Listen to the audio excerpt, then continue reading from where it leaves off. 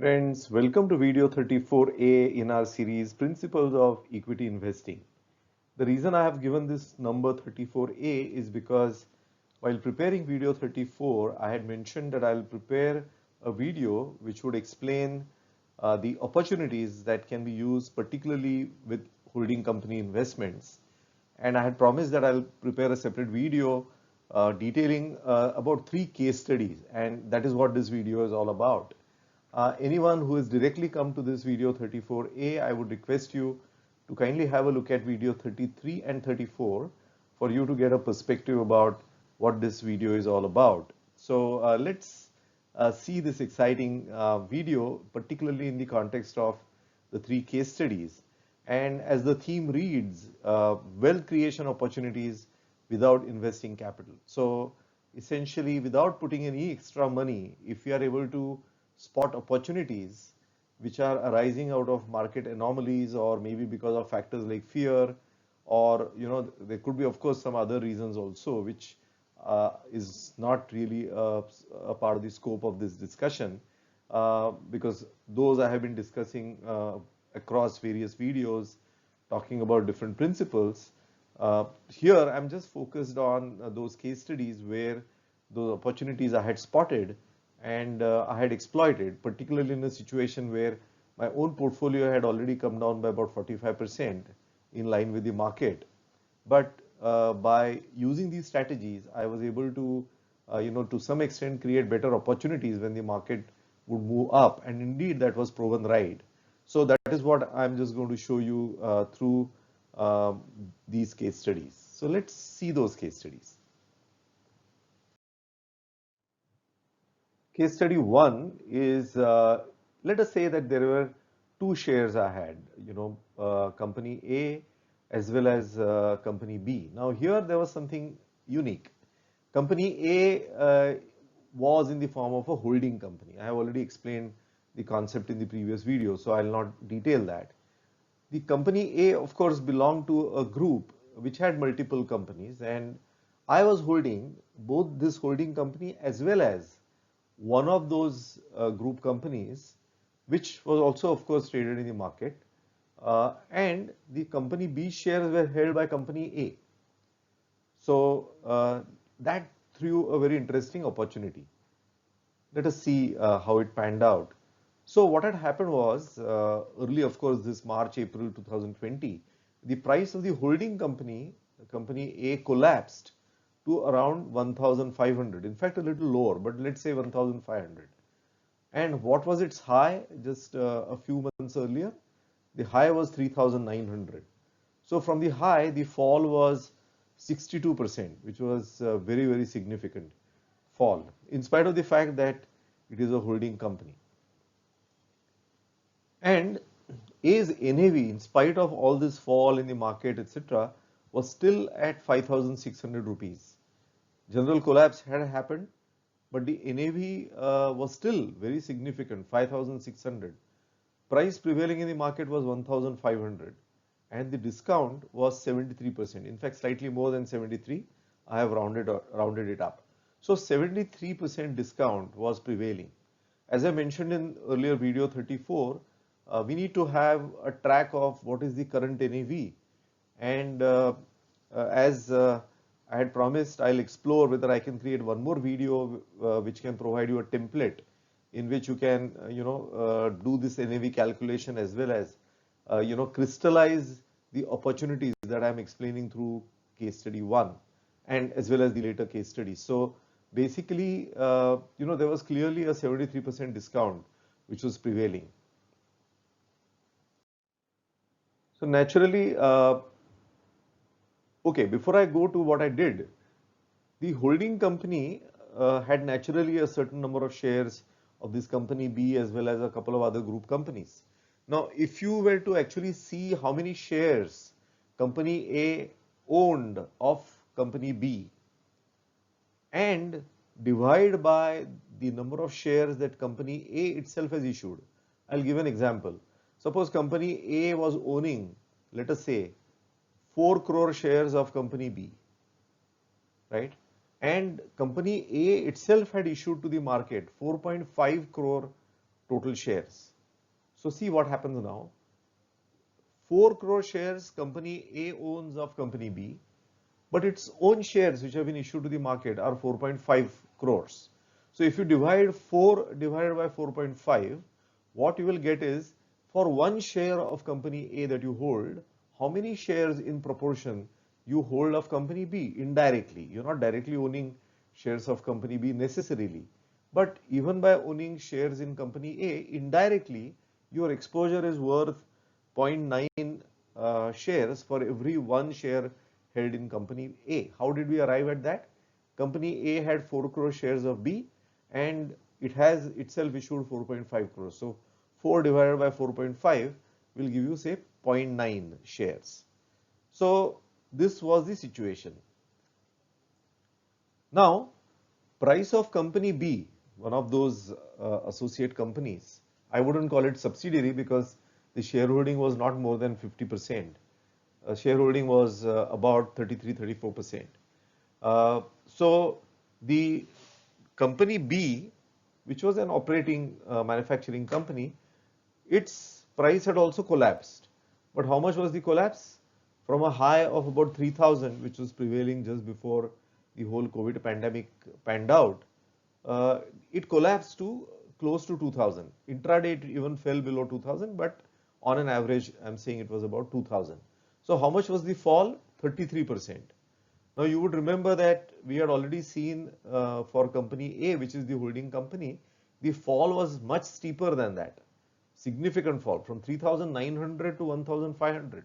You can see how much was the fall, and which was absolutely undone or not required actually.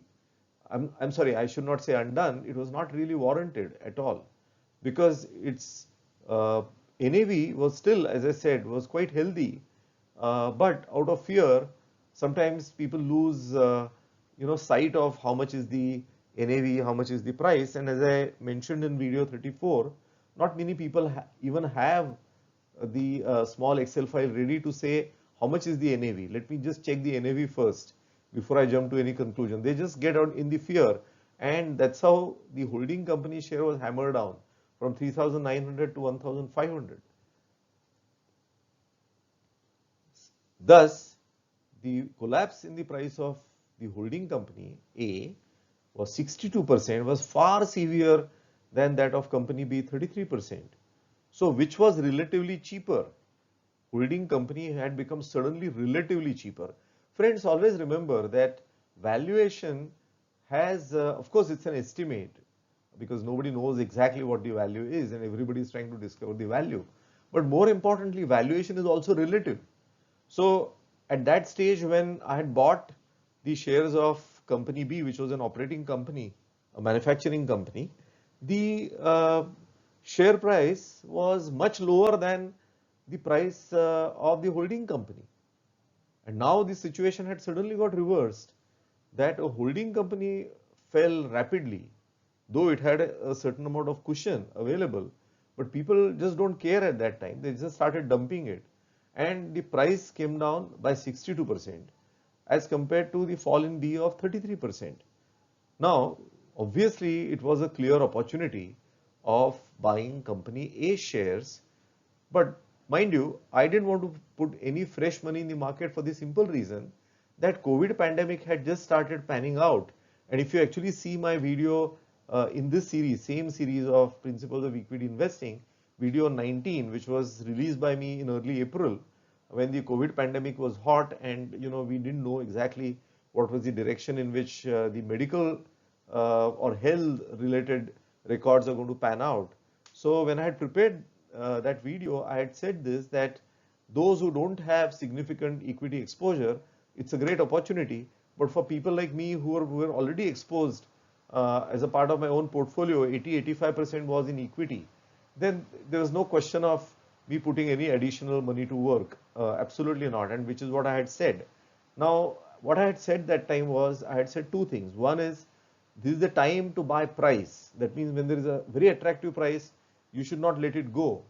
But when I don't want to put any fresh money in the market, I had no option but to let something else go, right? And The other thing which also was that obviously the search for value, had to be done. So obviously A was a great alternative, and I therefore decided to give up B, which had not fallen as much. In fact, I even booked a short-term loss on some of that long-term loss on the shares of company B. But doesn't matter at this time. The booking of loss is not something that we should be worried about, because those losses can always be recovered through some other route. And this is exactly what my thought process was when I decided to sell company B shares and buy company A shares, which was the holding company. So let us see what was the result. So before I go to the results, obviously from the perspective that I did not want to put any fresh money to work, I had to sell shares of B. And just for explanation, selling 100 shares of B at 2000, which would mean that I would fetch 2 lakh from the market, I could buy 133 shares of holding company A, because the price was 1500, as I have already explained. So 2 lakhs I gained by sale, and 2 lakhs I put for purchase. So net my cash flow was very meager, particularly it may be just on account of brokerage or some incidental charges, but apart from that I didn't have to put any fresh cash. At the same time, by investing in holding company, which was available at a far more discount, I was also reducing my risk, because you know I was actually creating a more cushion, because as I've already explained, the NAV was much higher and the price I was paying was very, very reasonable. So it also created a cushion, and the impact of cushion we are also going to see a little later. So this is another interesting thing. Buying those 133 shares of holding company A, as I had already explained earlier, on a pro rata basis, because every one share of A meant 0.9 shares of B. I hope you remember what I had said. So now I was getting 133 shares. So 133 multiplied by 0.9 actually gave me equivalent of 120 shares of B. See what has happened, interestingly. 100 shares I have given up of B, but indirectly through the holding company I have gained the equivalent value of 120 shares. So there also I have gained, plus the NAV was much higher than simply the relative price of B, was because there were other group companies. So practically all that was free for me, and naturally it was a great deal. Now let us see what the situation is now when the market has recovered. So I am talking about yesterday was a Friday. So what is the situation now as of yesterday?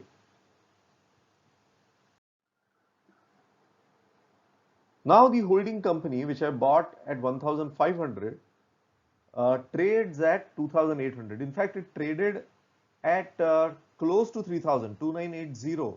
I managed to sell, in fact, a little more than 3000. I managed to sell something at 2980 also, but it has corrected since then to about 2800.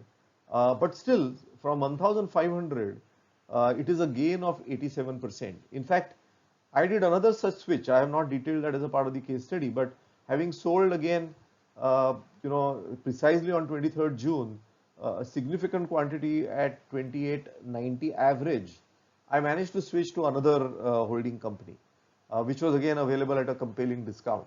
So that is something that I could achieve, right? So holding company has gained by 87%. Now, the simple logic is whatever gets beaten down the most, it's like a ball. If you actually hit it hard on the ground, it's going to jump up. Same thing happens with stocks, right? So if it falls from a much higher level, it's going to bounce also very high. So this is exactly happened. Company A shares are now 87% up in just 3.5 months' time. What has happened to company B? Company B has also recovered from 2000 to 2850. So about 42.5% gain has happened. But I have given up a 42.5% gain, but I have gained 87%. Now, is that not something which is wonderful? So how much is the net gain from a price perspective? I'm not saying from a value perspective. I'm simply saying from a price perspective. So 2,800 rupees multiplied by 133. This is theoretical. As I said, I have already sold also some of that quantity at a higher level of 2890. But I'm saying based on the current price, 2,800 and 133 shares I have got. So 133 into 2,800, the gain from a price mark to market perspective is 3,72,400. And what I have given up was 100 shares of B, so that is equal to 2,85,000. Net, the gain is 87,400 without any capital investment. Now this 87,400 is per 100 shares of company B that I have sold. So depending on how many shares you have, the gain can be larger or less in that same proportion. So let us see from the perspective of the overall value. Now value, what I mean is, as I mentioned earlier, the NAV was pitched at a certain level, 5,500, 5,600. Price was trading at 1,500. So what happens to that 4,100? 4,100 is the value that market has not yet given a price for. So that is undiscovered value, hidden value. Now see, with this correction, the NAV had shrunk to 5,600, but as the market has also recovered, the NAV has gone up from 5,600 to 7,000 rupees. Just like what has happened with most of the market. Market is also up by about 40%. Here the NAV is not actually up by 40%, it is less than, I would say it's close to 30% up.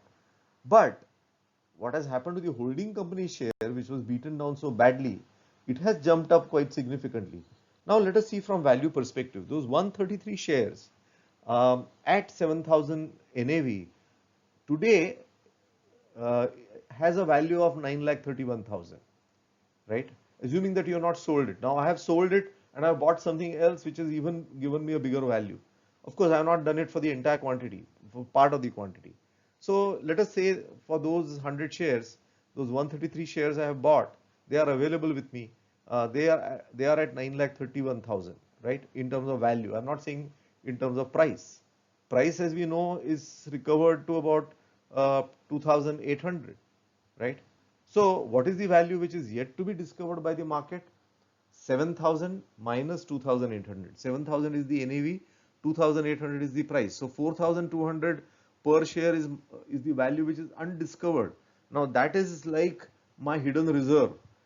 Later on, this value, the NAV itself will go up clearly, because as the market recovers, as stocks start moving up, the 7,000 NAV itself will go up. But as of today's value, there is still a hidden value of 4,200, which has a potential to translate into the market price.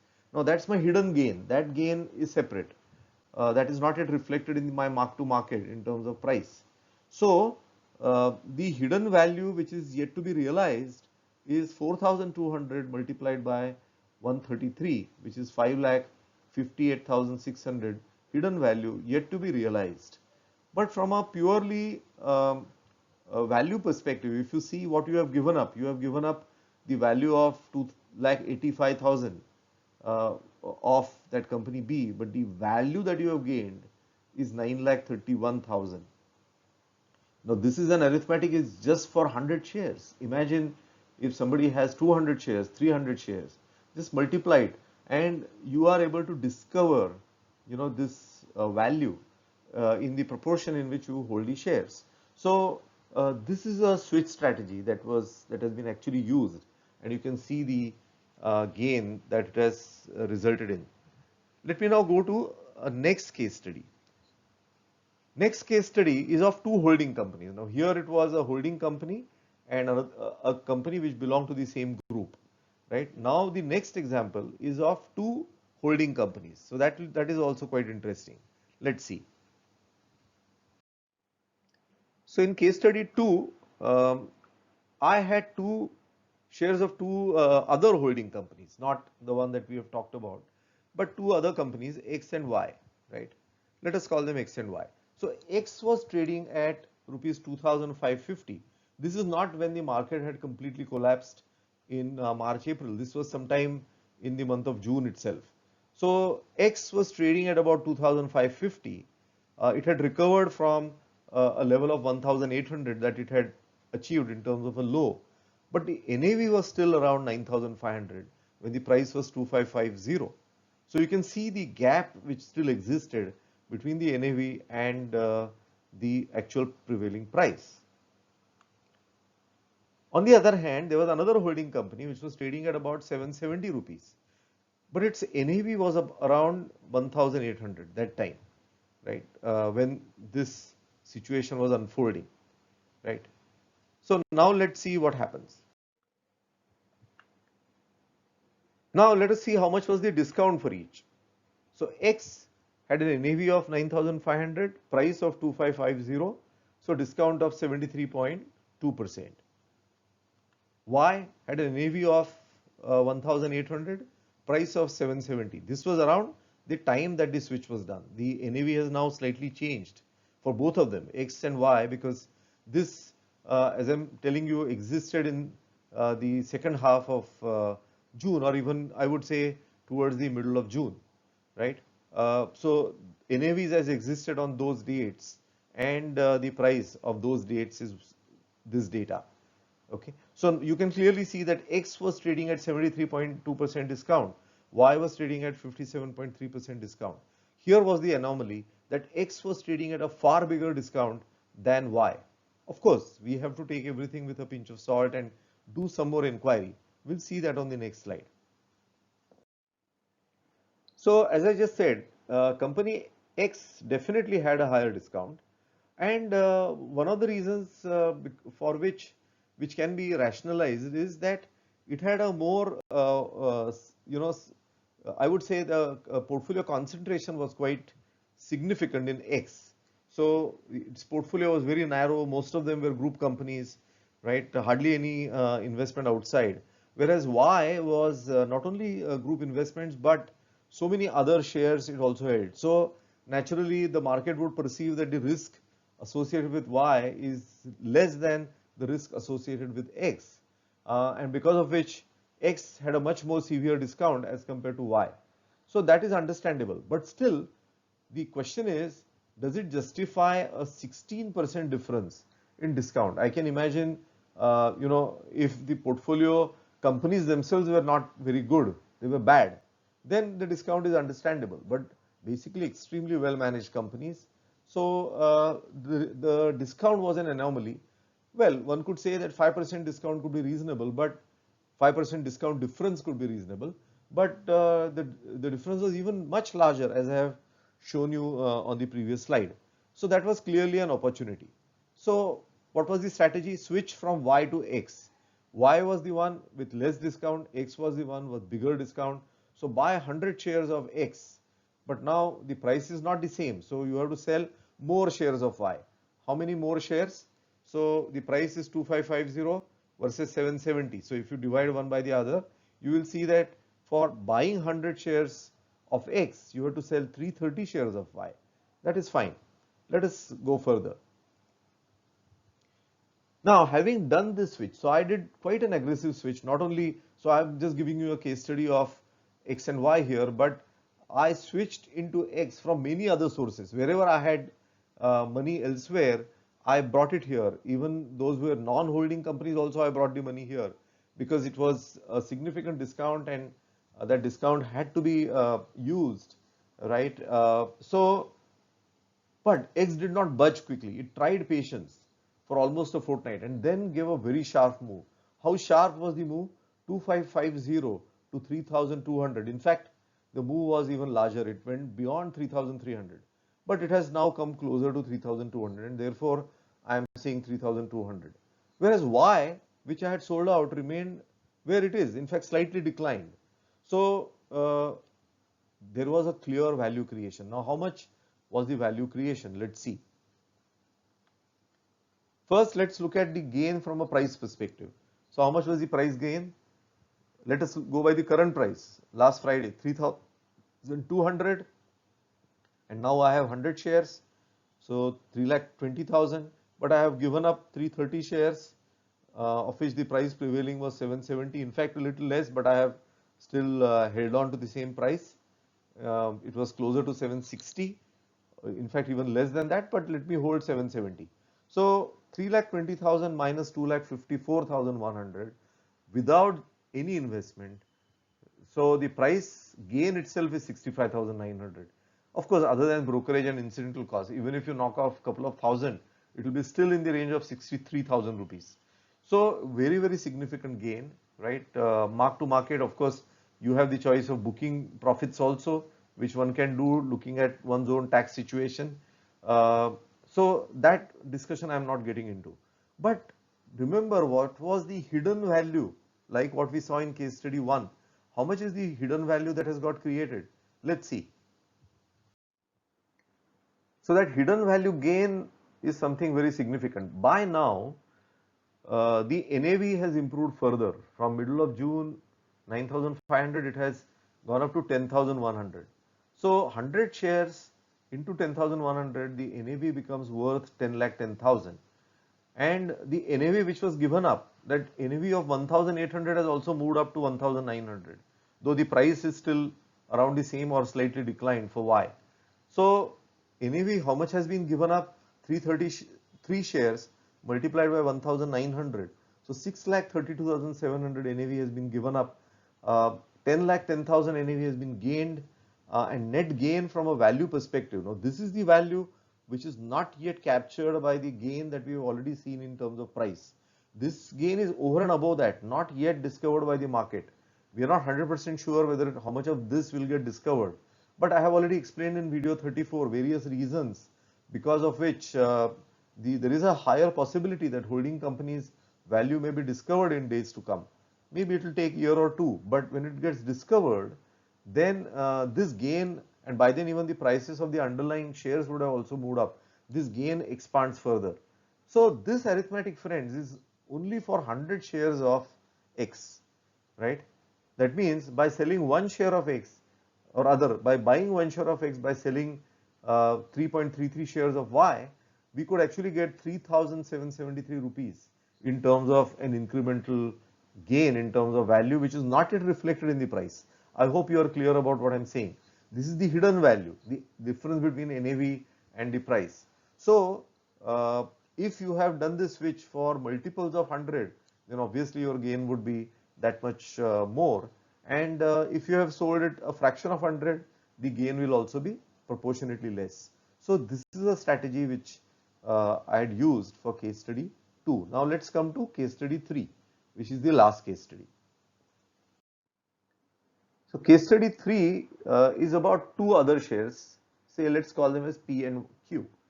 So P was trading at 620 rupees when this switch was done.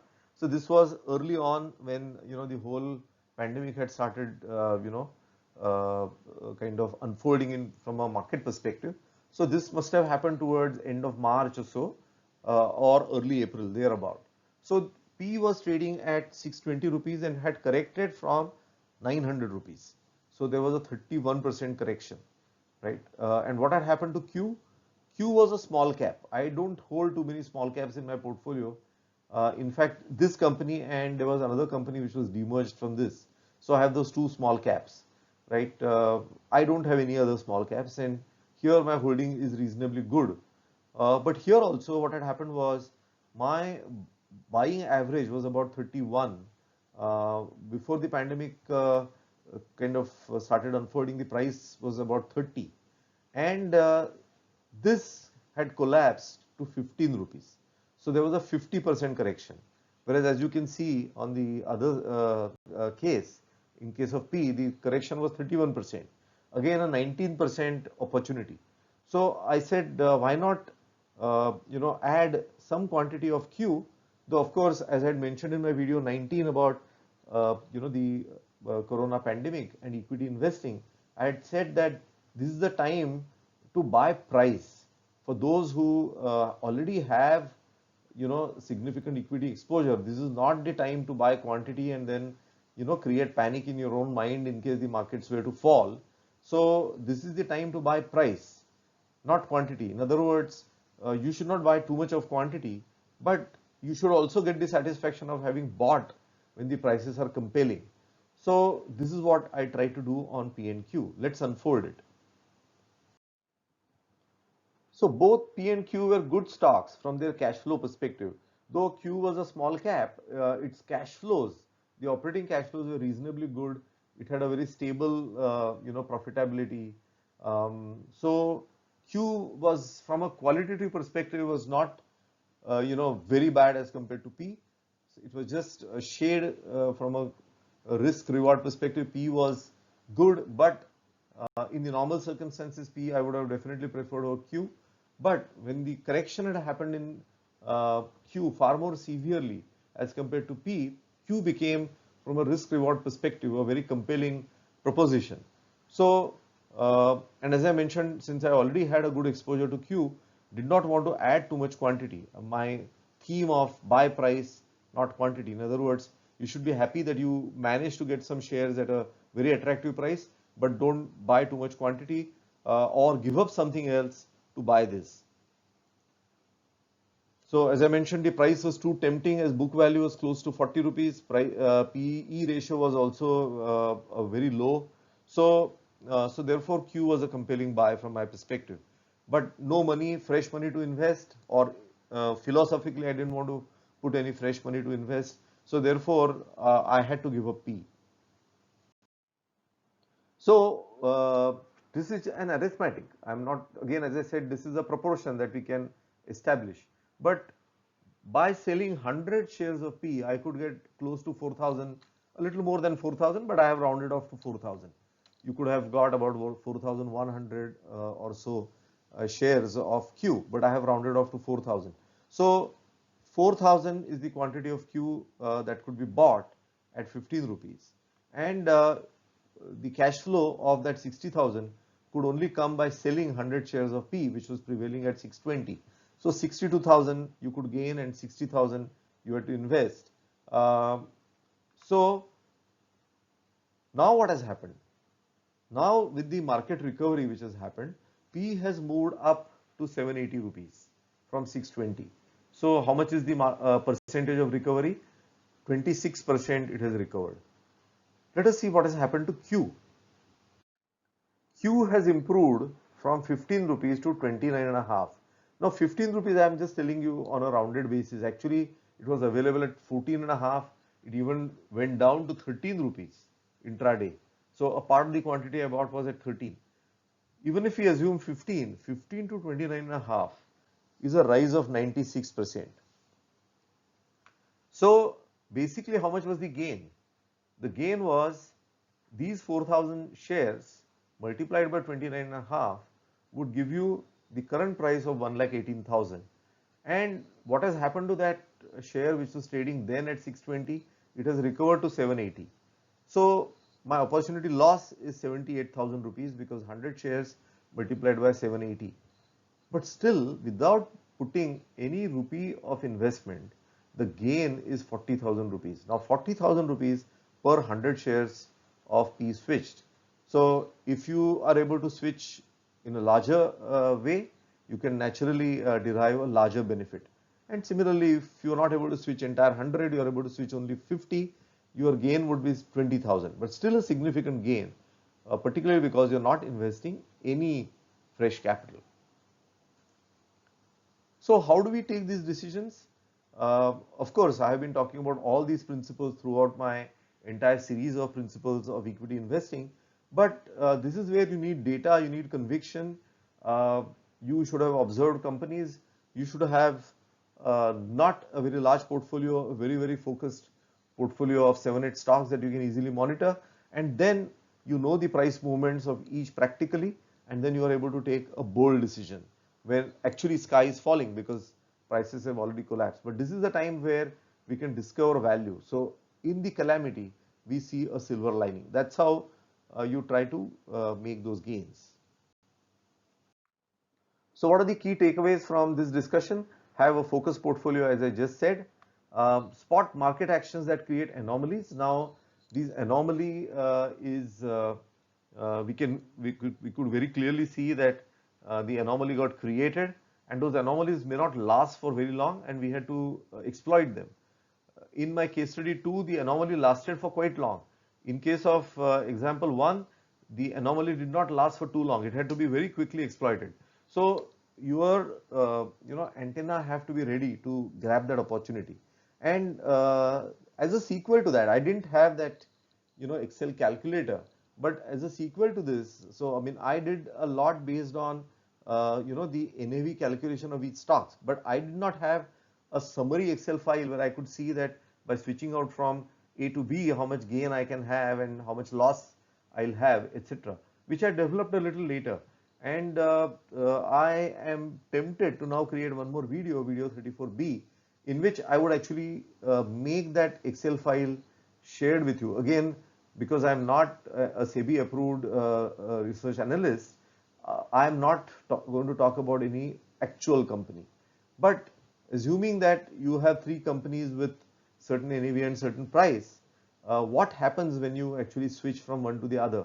So that Excel file along with one sheet where you can, I'll give you a template in terms of how you can populate the underlying shares of a holding company and then calculate your NAV. So anytime you want, you can actually keep a check and see whether such anomalies are developing in the market and exploit them. So that I'm tempted to create as a next video 34B, in which I would make that Excel file also shareable, so you can download that, and I'll create a video through which you can actually see how that Excel file can be actually put to use.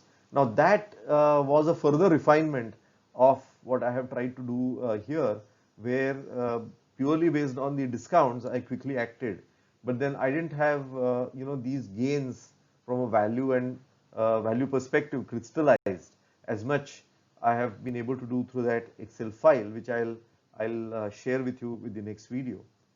So this switching strategy also has another advantage. It also creates benchmarks. Now remember, whatever I sold became the price became my benchmark. Um, Whatever I bought became my benchmark. So if I ever get an opportunity to reverse those positions, I will definitely use them, because as I have already said in one of my earlier videos, creating your own benchmarks is very, very important. Plus, by doing what I have done in all these three case studies, as I have shared in one of the videos just 3-4 videos ago, continuously we need to improve our risk profile of our portfolio. So by giving up something and going for something better, even if it may mean sometimes that you're booking a short-term or long-term loss, doesn't matter, those will get recovered. But don't lose an opportunity which the market is throwing up.